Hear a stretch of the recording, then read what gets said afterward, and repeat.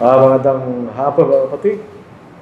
So ituloy po natin ang ating pag-aaral po dun sa tatlong krus sa Kalbaryo. Yung unang pinag-aralan natin ay yung krus ng kaligtasan na may kaakibat na sakripisyo ng ating Panginoon. Kaya tandaan natin, tatlong krus yan. Isang krus na walang kasalanan, ang ating Panginoon, at dalawang krus na mga kalusa na magnanakaw na may pagkakasala. Ang isang krus na makikita natin dito sa pag-aaralan po natin ngayon, the cross of defiance and condemnation. Makikita natin na ang Panginoon na siyang tagapagligtas ay kasama nila.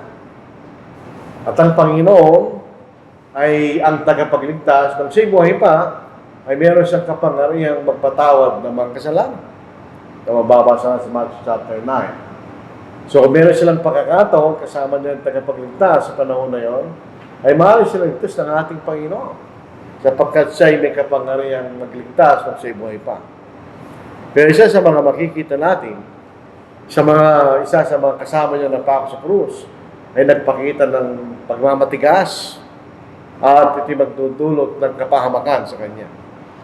Okay, sabi nga natin, tatlong krus na doon.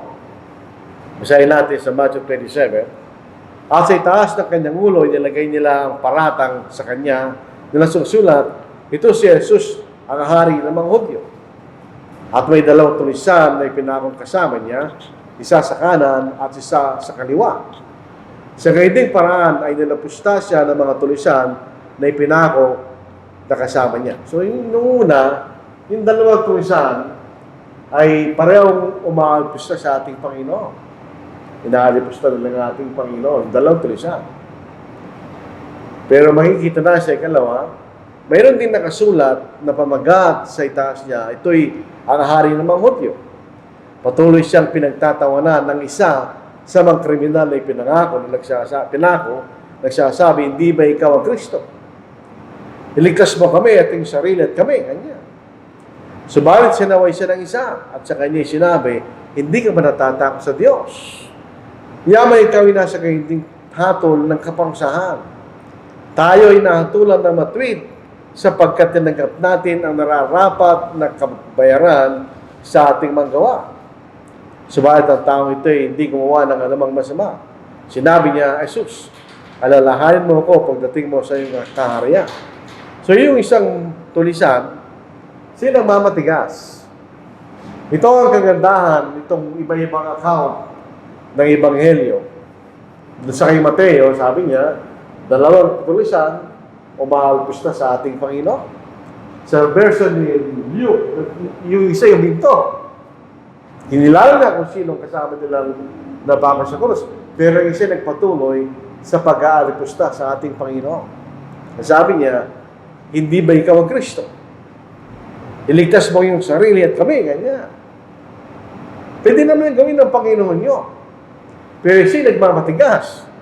Hindi siya tumatanggap katulad ng isa na kinikilala niya kung sino ang ating Panginoon na makikita natin. So ito ay krus ng pagmamatigas at magdudulot sa kanya ng kapahamakan, makikita natin. Yung tulisan sa kaliwa, hindi sa kanan, siya'y nagmamatigas ng kanyang maling kaisipan. Kaya ikaw, Kristo, ligtas mo yung sarili kami, ganyan. So siya'y nagmamatigas sa kanyang maling kaisipan. Siya patuloy kanyang paghamon sa Panginoon, ganyan. Defiance, laban sa ating Panginoon. At ito'y magtutulot sa kanya ng kapahamakan. In other words, kung tayo lumalaban sa Panginoon, we defy the will of the Lord, ito'y magtutulot sa ating ng kapahamakan. Kung ganyan ang ating gagawin. So ito yung isang ginawa ng isang magnanakaw na tulisan sa krus. Siya nagpatuloy na lumaban sa ating Panginoon. Alam po niyo, maraming pagkakataon sa pananaksulatan na may ganong klaseng halimbawa. Yung mga tao na lumalaban at lumalapusta sa ating Panginoon. Si Apostle Paul, na ang pangalan niya sa Hebreo, Saulo. Yung Paulo, maaaring yun ay Roman name. Yung Saulo, yan ang kanyang Hebrew name. Siya papunta sa Damascus para kanyang usigi na mga Kristiyano. Pinagpakita sa kanyang Panginoon. And he said, "Who are you, Lord?" Then the Lord said, "I am Jesus, whom you are persecuting." Siya Apostle Paul, hindi niya kilala ang Panginoon. Kaya sabi ng Panginoon, sa paghalipos na niya sa kanyang mga alagad, ang pinapersecute niya Apostle Paul, yung ating Panginoon. I am Jesus, whom you are persecuting. Ang sabi ng Panginoon, it is hard for you to kick against the goads. Kasi mahirap sumipa sa matigas, kanya. Ang ibig sabihin, hindi mo kumaaring kalabanin, sabi niya.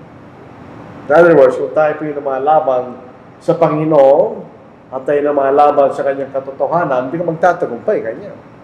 Kapag katang Panginoon, makapangyarihan. So ito isang paalala, kaya Apostle Paul, at tinanggap niya, dahil siya ay nagpatuloy sa paniniwala sa ating Panginoon. Ang Diyos ay makapangyarihan sa lahat. Kinilala niya yun, na ang Diyos ay makapangyarihan sa lahat. Ito po yung El Shaddai, actually. Yung El Shaddai, totoo nga si Biblia yun. Ayan, the Almighty God, ganyan. Sa Latin, Deus Omnipotens, ganyan. The Omnipotent God. The Deus, yan ay God. Omnipotens, alam natin, makapangyarihan sa lahat. So, yun ang sinabi ng Diyos kay Abraham. Nung nagpakita ang Diyos sa kanya. Sa Genesis 17, nang si Abraham ay 99 na taon, 99 years old. Ganyan. Ang Panginoon nagpakita kay Abraham. At sa kanya nagsabi, "Ako ang Diyos na makapangyarihan sa lahat. Lumakad ka sa harapan ko at maging walang kapintasan." Yan.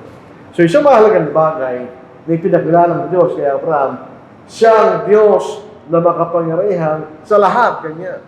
Wala na mas makapangyarihan pa kaysa sa Diyos. Kaya nga El Shaddai, ang pangalan na ibinigay ng Diyos kay Abraham. Ako ang El Shaddai, kanya. Ako ang Diyos na makapangyarihan sa lahat. So hindi ka maaaring lumaban sa akin, kami kay Abraham. Ikay lumakad sa harapan ko, sumunod ka sa aking kalooban, at ikay maging walang kapintasan. So in other words, hindi pwedeng lumaban si Abraham sa Diyos sapagkat siya'y makapangyarihan sa lahat. Isang pangalan na sinasabi rin sa Panginoon, the Lord of Hosts, kanya. Ang ibig sabihin, siya ang Panginoon sa lahat. Siya'y may kapangyarihan sa lahat ng kanyang nilalang. Sabi, kaya ang tinatawag, the Lord of Hosts, sinasabi sa atin. Sa Isaiah 48, "Makinig ka sa akin, O Jacob at Israel, na tinawag ko. Ako nga, ako ang una, ako rin ang huli. I am the first, and I am the last." Ibig sabihin, siyang nauna, siyang huli. Tayo nasa gitna, dahil nilalang lang tayo ng Diyos. Ang aking kamay ang siyang naglagay ng pundasyon ng lupa, at aking kanan ang siyang naglabdad ng mga langit. Kapag ako'y tumatawag sa kanila, sila nagsisitayong magkakasama. In other words, meron akong kapangyarihan sa mga yan. So, siyang Panginoon na mahukbo, the Lord of Hosts, kanya. Siya'y may kapangyarihan sa lahat ng mga bagay. So, siya'y makapangyarihan sa lahat, sinasabi sa atin. May mga mababasa tayo sa Biblia, katulad ng tulisan sa kaliwa, na umahamon sa ating Panginoon. May mga tao sa Biblia na halimbawa ng paghamon sa Panginoon, sa Diyos. Si Cain. Ang sitwasyon ng dalawa, tinanggap ng Diyos si Abel sa kanyang hain. Nireject ng Diyos si Cain. At si Cain ay nagalit. Ito yung sabi sa Hebrews chapter 11, si pananampalataya si Abel ay nagahin kanya. So yung ginawa ni Abel ay kalooban ng Diyos. Maaaring ginawa ni Cain, bagamat sincere, doon sa kanyang pag-aahin, hindi kalooban ng Diyos. So si Cain ay hinamon niya ang Diyos, pero siya'y nabigo. Basahin natin. Sa paglipas ng panahon, ay dala si Cain ng isang handog sa Panginoon mula sa mga buwan ng lupa. Nagdala rin si Abel ng mga pangalay ng kanyang kawan, ang taba ng mga iyon, at pinahalagaan ng Panginoon si Abel at kanyang handog. Subalit hindi niya pinahalagaan si Cain at ang kanyang handog. Galit na galit si Cain at nagigingit ang kanyang mukha. Sinabi ng Panginoon kay Cain, "Bakit ka nagalit at bakit nagingit ang iyong mukha?" Kung ika'y gawa ng mabuti, hindi ka matatanggapin. At kung hindi ka gawa ng mabuti, ang kasalanan ang nag-aabang sa pintuan, ikaw ang nais nito, subalit kailangan madaig mo ito kanya. In other words, kung hindi ka gagawa ng mabuti kanya, kayo magkakasala. So bakit ka nagagalit kanya? Ang patuloy na paghamon ni Cain, pinatay ni si Abel na kanyang kapatid. Ang totoo niya, wala namang kasalanan si Abel. Ginawa lang ni Abel ang tama at tinanggap siya ng Panginoon. Hindi tinanggap ng Panginoon kay Cain. So, nung makikita natin, dapat nag-aad siya sa sarili niya, hindi kay Abel. Sinabi ng Panginoon kay Cain, nasaan si Abel na yung kapatid? At sinabi niya, aywan ko. Ako ba'y tagapagbantay na aking kapatid? Pero pinatay niya. Sinabi niya, anong ginawa mo? Ang tinig ng dugo ng iyong kapatid ay dumadaing sa akin mula sa lupa. Ngayon, sinumpa ka mula sa lupa. Kanya. Ibinungkal ang lupa ang bibig dito upang tanggapin ang dugo ng iyong kapatid mula sa iyong kamay. Kapag binungkal mong lupa, ito hindi na muling magbibigay sa iyo ng kanyang lakas. Ikay magiging palaboy at galagala sa lupa. So, siya'y pinurusahan ng Diyos.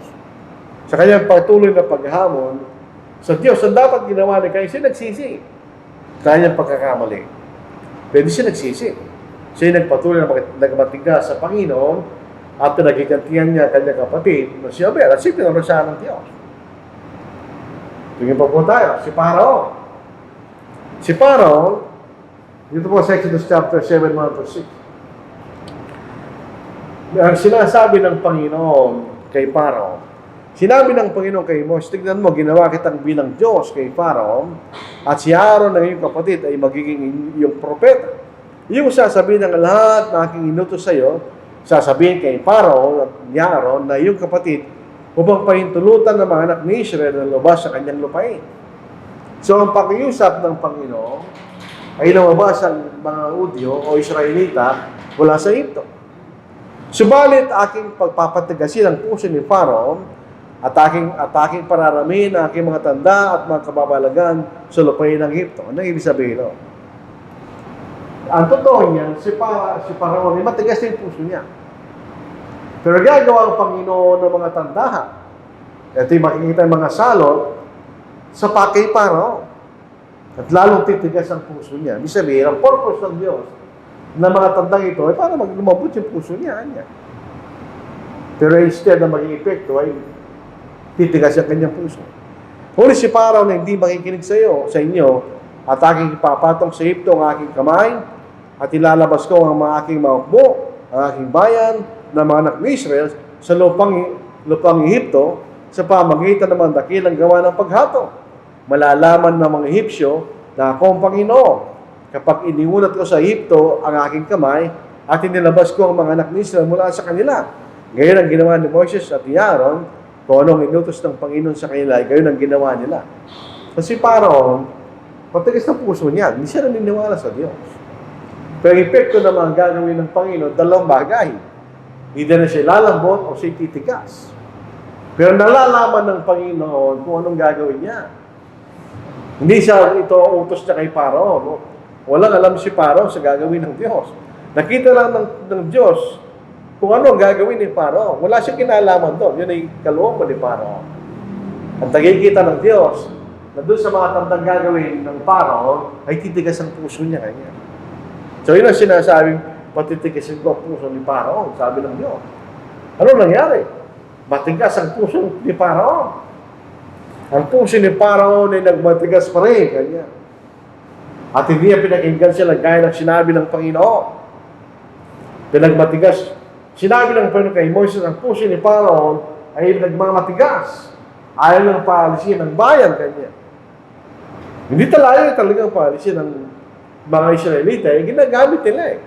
Sila ay alipin ng mga taga-Egypto, mawawalan sila ng mga alipin kung paalisin niya, ayaw niya.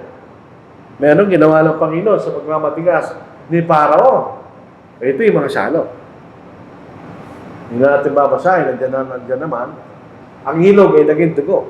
Alam niyo mga salot na ito, ay mga bagay na mahalaga sa mga Egypto. Sinasamba nila yung ilog ng Nile dahil itong pinanggagalingan ng buhay nila. Ito'y naging dugo. Naging palakas sa buong lupain. Nagkaroon ng kuto sa buong lupain. Lao sa buong lupain. Pagkamatay ng mga hayop na mga isyo. Pigsaan sa mga tao at hayop. Mabibigat na yenong ulan. Balang sa buong lupain. Kadiliman sa loob ng 3 araw. At kamatayan ng lahat ng panganay. Bakit ginawa ng Diyos yun? Dahil sa patuloy na paghamon ni Paraon sa kapangyarihan ng Diyos. Kahit siya'y hari, hindi siya magwawagi sa Diyos. So, sa kanyang patuloy na paghamon sa Diyos, nagkabasahan sila ng Diyos. Hanggang sa pinakasukdulan, pinatay niya ang lahat ng mga panganay. Si Jonas. Si Jonas, pag binasa natin, ang aklat ni Jonas, ang dahilan, bakit ayaw siyang sumunod sa Diyos? Dahil ayaw niya yung mga hintil. Sa kanyang kaisipan, kami lang ang bayan ng Diyos. Wala kami kaugnayan sa mga hintil ganyan. Ayaw niya sumunod. So ano nangyari kay Jonas? Siya patuloy na umahamon sa kalooban. Tumakas pa nga siya. Imbes na pupunta siya sa pinapupunta ng Diyos, pumunta sa kabilang direksyon. At ayaw niya sumunod sa Diyos. Ang salita ng Panginoon dumating kay Jonas, o si Jonas, na anak ni Amitay, na nagsasabi, pumawon ka, pumurong ka sa Nineveh. Ang Nineveh ang kapitan ng Assyria. Sa malaking lungsod na yon, at sumigaw ka laban doon sapagkat ang kailang kasamaan ay umabot sa harapan ko kanya. Ngunit si Jonas ay nagmamangaw upang tumakas patungo sa Tarsis. So ito opposite. Ito ay Nineveh at pagkakabila ang Tarsis. Mula sa harapan ng Panginoon siya lumusong sa Hopa at nakatagpo ng barkong patungo sa Tarsis. Nagbayad siya ng pamasahe at lumulan upang sumama sa kanya sa Tarsis, papalayo sa harapan ng Panginoon. In other words, doon sa lugar na pinapupunta siya ng Diyos. Ngunit ang Panginoon naghagis ng malakas na hangin sa dagat at nagkaroon ng malakas na unos sa dagat. Ano pat ang barko ay nagbantang pawasan. Sinabi niya sa kanila, buhatin ninyo ako at ihagis ninyo ako sa dagat. Sa gayoy ang dagat ay tatahimik para sa inyo. Sapagkat alam ko na dahil sa akin ay dumating ang malaking unos na ito sa inyo. Alam ni Jonas, nagpaparusahan sa kanya dahil sa pagtakas niya. Ngayon ang mga lalaki ay sumagawa ng mabuti upang maibalik ang barko sa lupa, ngunit hindi nila magawa sapagkat ang dagat ay lalo pang nagalimpuyo laban sa kanila. Siyempre, hawak ng Diyos ang hangin.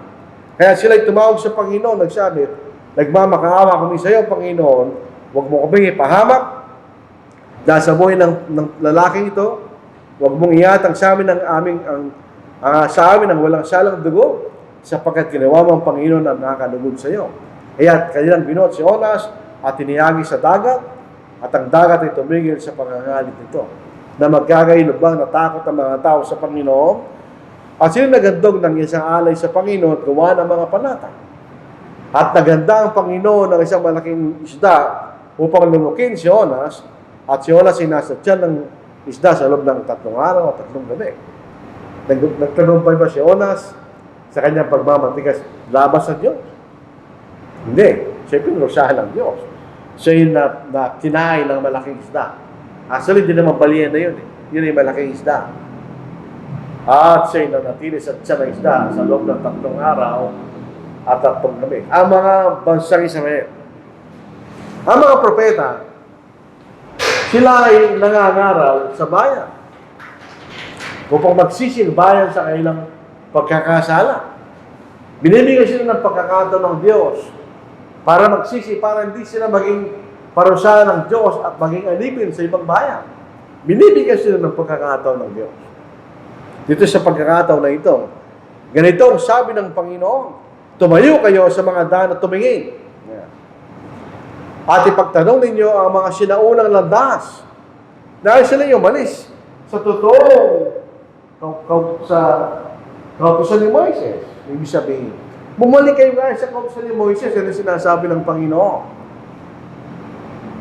Kung saan naroon ang mabuting daan at lumakad kayo roon. At kayo makakatagpo ng kapahingahan para sa inyo mga kaluluwa.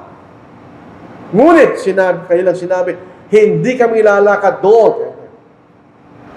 Actually, incidentally, ito ginawa ng isang maaral ang pangalang dating daan. Sa balita natin. Ngunit kayo sinabi, hindi kami lalakad doon. Imagine natin yung senaryo, ang Panginoon ay nakikiusap sa kanila. Sila'y tumanggi. Hinamon nilang Diyos. Hindi kami nalakad doon. Ako'y naglagay ng mga bantay sa inyo na sinasabi, inyong pakinggan ang tunog ng trompeta. Ngunit kaya sinabi, hindi kami makikinig. Kanya, dalawang pagkakataon. Kaya atin niyong pakinggan mga bansa at inyong alamin ng kapulungan kung ano mangyayari sa kanila. Pakinggan mo lupa at ako'y magdadala ng kasamaan sa bahay ito na bunga ng kailang mga pakana sapagkat hindi sila nakinig sa aking mga salita. Bakit sila pinurusahan ng Diyos? Dahil sa patuloy na paghahamon nila sa dalawang beses na nakiusap. Pumalik kayo sa dating daan, ganyan. Hindi kami lalakad doon kayo. Pakinggan yung tunog ng trompeta, ganoon din ang kahulugan. Hindi kami makikinig kayo. Ano nangyari sa bansang Israel? Eventually, sila ay pinarusahan ng Diyos at naging alipin sa ibang mga bayan. Yung Roman Empire. Ano sa pag-aaral natin sa Aklat ng Apokalipsis, ang unang bagay ng Aklat ng Apokalipsis, yung kaparusahan na binibigay niya ay 3.5 lang. Pagkatapos sa pangalang bahagi, 7 araw na kanya. Ano yung sabihin nun? Yung unang mga salot na binibigay ng Diyos sa Roman Empire, para sila magsisi. Pwede sila nagsisi. So, lubusan silang pinarusahan ng Diyos. Patuloy na pinag-uusig ang mga Kristiyano na makikita natin. Basahin po natin sa chapter 13. Ang mga ito'y sumamba sa dragon sapagkat ibinigay niya ang kanyang kapangyarihan sa halimaw at sinamba nila ang halimaw. Na sinasabi, sino katulad ng halimaw at sino mga kalaban dito? Ang halimaw ay binigyan ng isang bibig na nagsasalita ng mga palalong bagay at ng mga kalapastanganan. At pinahintulutan siyang gumamit ng kapangyarihan sa loob ng 42 buwan. Binuka niya ang kanyang bibig upang magsalita ng mga kalapastanganan sa Diyos. Upang lapastanganan ng kanyang pangalan at ang kanyang tahanan, gayon din ang mga naninirahan sa lupa o sa langit. Ipinahintulot din sa kanya na makipagdigma sa mga banal at sila'y lupigin. Binigyan siya ng kapangyarihan sa bawat angkan, bayan at wika at bansa. At ang lahat ng naninirahan sa lupa ay sasamba sa kanya. Ang lahat ng pangalan ay di nakasulat sa aklat ng buhay ng Kordero na pinasilang buhat ng itatagang sanglibutan. Kung ang sino man ay may pandinig ay makinig. Kung ang sino man ay patungo sa pagkabihag at sa pagkabihag siya patutuo. Kung sino man ay pumapatay sa pamagitan ng tabak, sa pamagitan ng tabak siya'y papatayin. Ito ang panawagan para sa pagkitis at pananampalataya ng mga. Anong sinasabi ng Panginoon? Kayo'y pinapatay niyo ang mga Kristyano kanya, papatayin din kayo. Inuusig niyo aking mga banal, usigin din kayo ng Diyos. At alam po natin ang nangyari, eventually, hinatol ng Diyos ang Roman Empire. So ito yung mga halimbawa ng mga tao na umahamon sa Diyos, sa kanyang kapangyarihan. Hindi na tinatanggap ang kalagayan ng Diyos na makapangyarihan sa lahat. Na siyang Panginoon na mahukbo, the Lord of Hosts. Hindi na kinikilala at sinabi niya kay Pablo, kanya, mahirap sumipa sa matigas, kanya. Mahirap lumaban sa akin, sabi ng Diyos. Pero may mga paghamon sa atin, kuminsan. Inahamon natin ang Diyos. Pag tayo pinababayaan natin ng pagsamba, alam po nyo, sa ating modernong panahon, ito'y nakakalungkot. Dahil sa ating modernong paraan ng pamumuhay, minsan, hindi na tayo magsamba. Pero hindi natin dapat pabayaan ng ating pagkakatipon. Malungkot po yan kahit sa akin. Sapagkat gusto natin ang lahat ng mga kapatid ay sumamba. Pero minsan hindi. Na huwag nating pabayaan ang ating pagtitipon gaya ng ugali ng iba. Kundi palakasin ang loob ng isa't isa, lalong-lalo na kapag inyong nakikita ang napapalapit na ang araw. Alam po niyo, ang pagpapalakas ng ating pananampalataya ay kung tayo sumasamba. Tayo sama-sama nakikinig at nagpupuri sa Diyos. Sapagkat kung sinasadya natin magkasala, matapos natin tanggapin ang lubos na pagkakilala sa katotohanan. In other words, Kristiyano na ito, ay wala na natitira pang alay para sa mga kasalanan. Kundi siya kakilakilabot na paghihintay sa paghuhukom at isang naglalaglam ng apoy na tutupok sa mga kaaway. So kung tayo po yung pagkakataon at di natin ginagawa, para tayong umahamon sa Diyos. Alam natin ang mangyayari sa atin, sabi niya, isa kakilakilabot na paghihintay sa paghuhukom at isang naglalagablab na apoy na tutupok sa mga kaaway. So yun, isang uri ng paghamon sa Diyos. Ano pa makikita natin? Ang hindi paglago sa pananampalataya. Gusto ng Diyos tayo lumago. Katulad ng anumang sino mga magulang na gustong lumaki ng malusog ng kanilang mga anak. Yan ang ating ginagawa sa ating mga anak. Ginagawa natin lahat ng makakain natin para sila lumaki na malusog sa pangatawan. At the same time, sila lumaki mabuting tao. Ginagawa natin yun.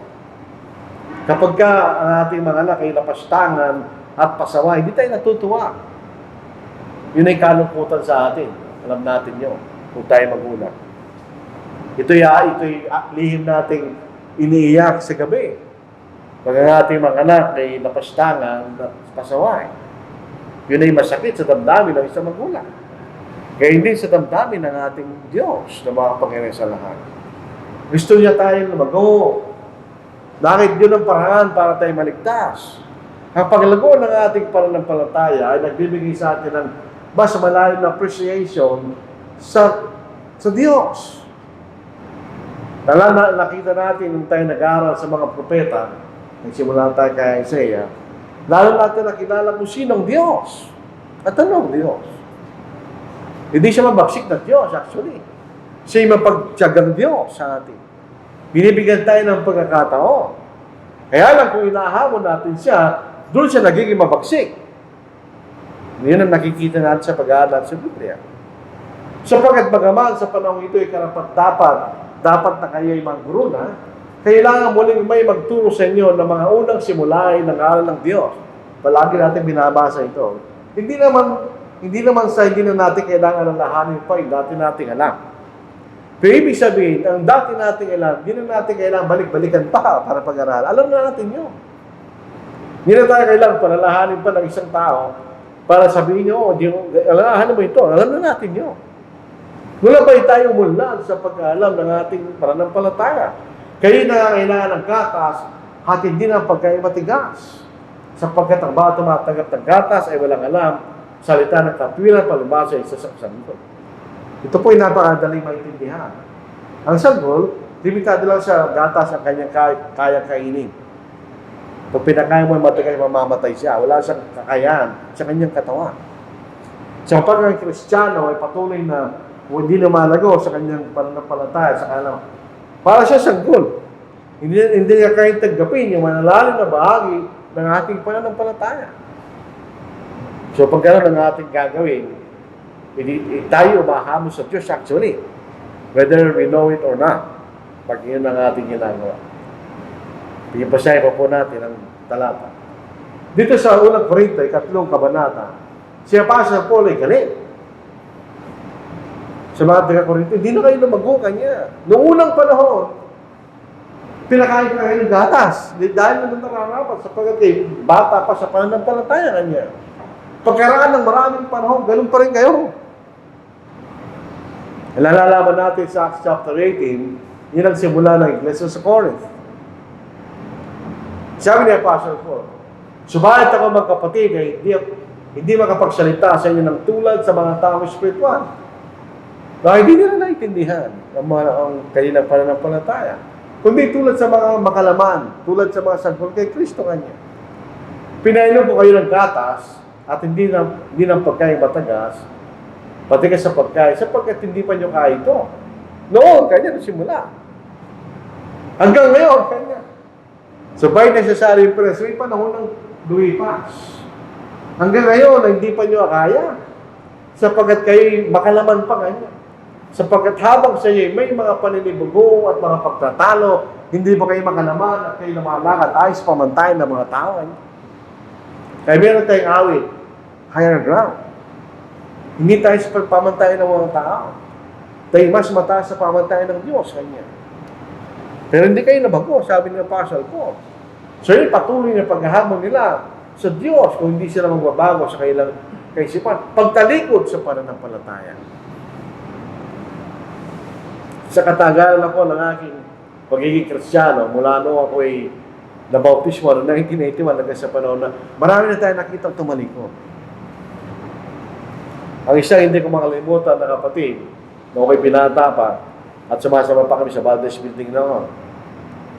May isang kapatid na mayroong guwantes sa kaliwang kamay.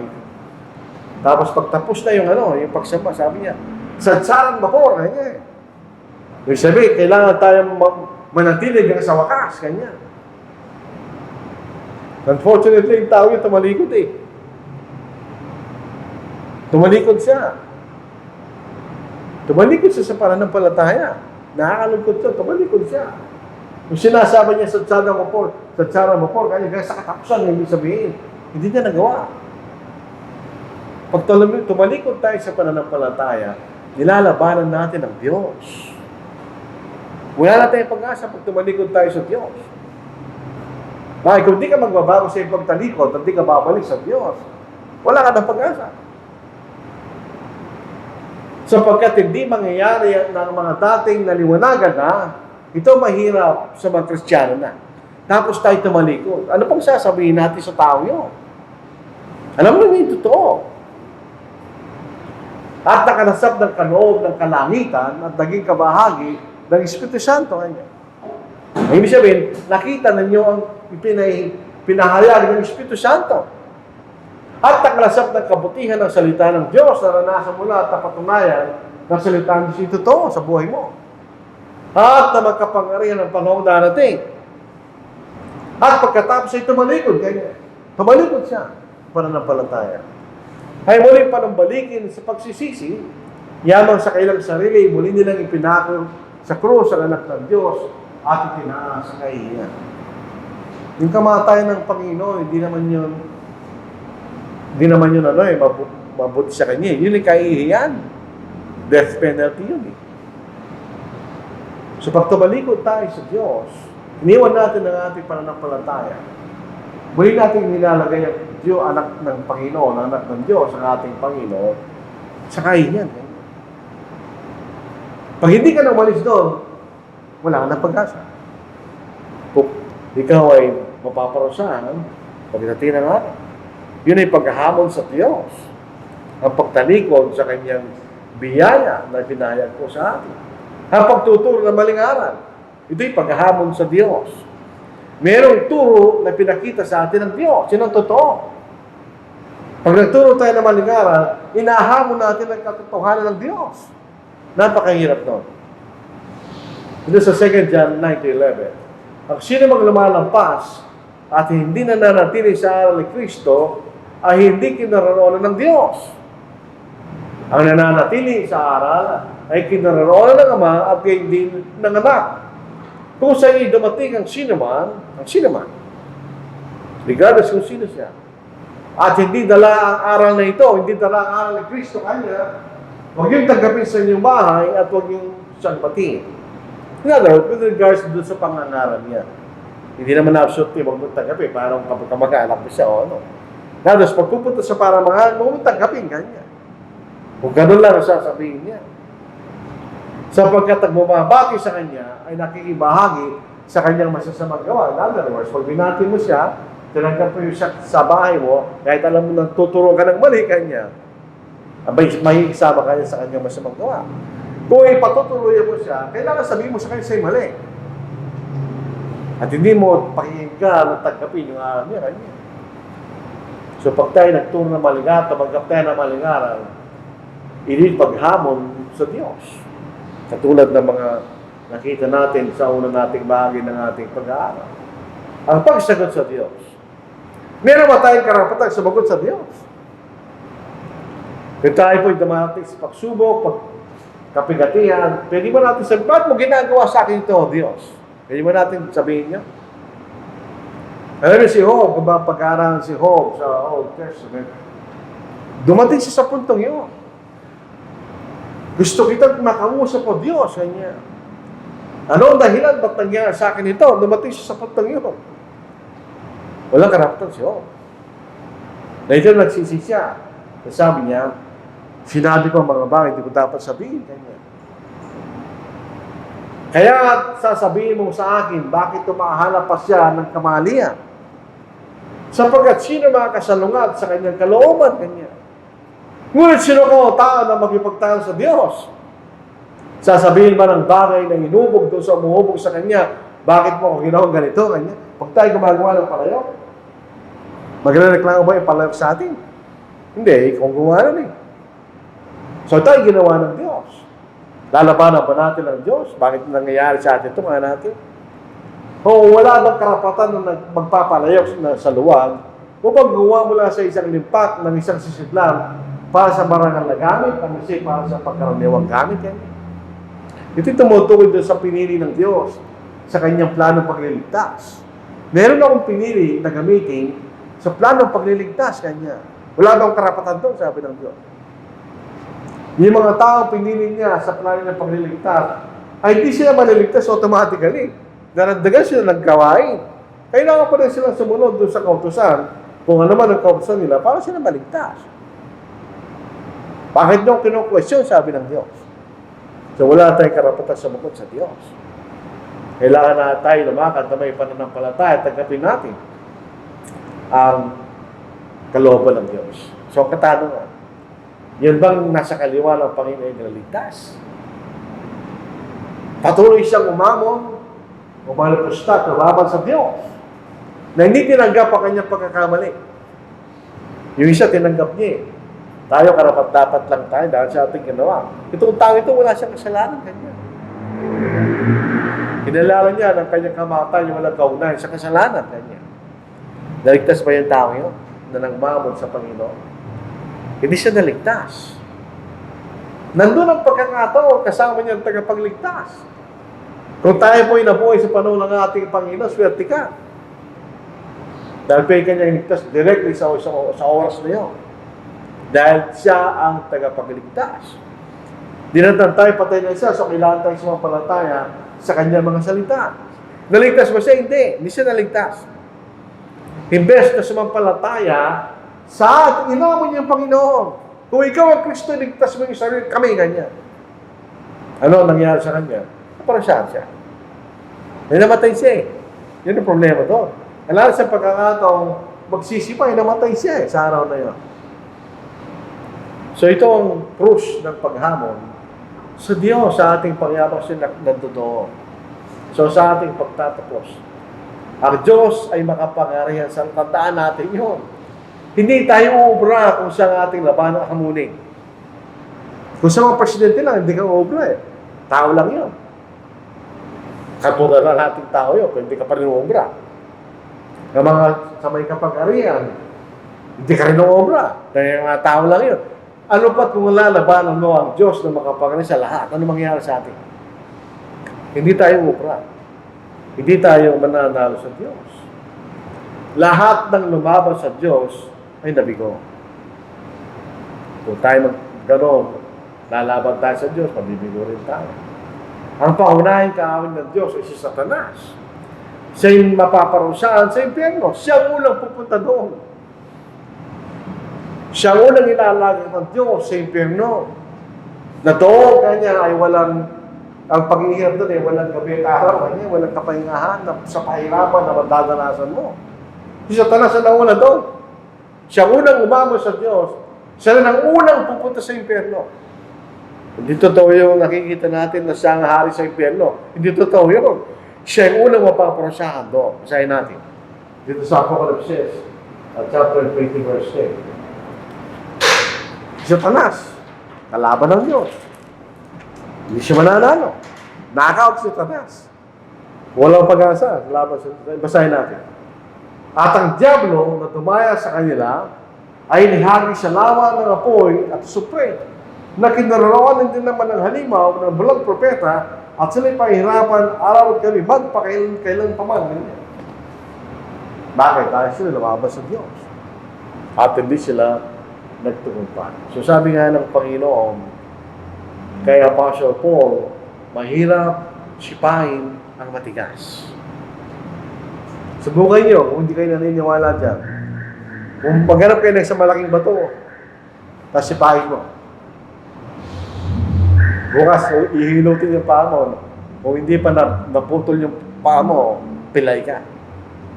Nanros, hindi tayo pwedeng lumabang sa Diyos. Ito po isang nakapanghihinayang na sitwasyon itong kasama ng ating Panginoon. Napakalapit niya sa kaligtasan.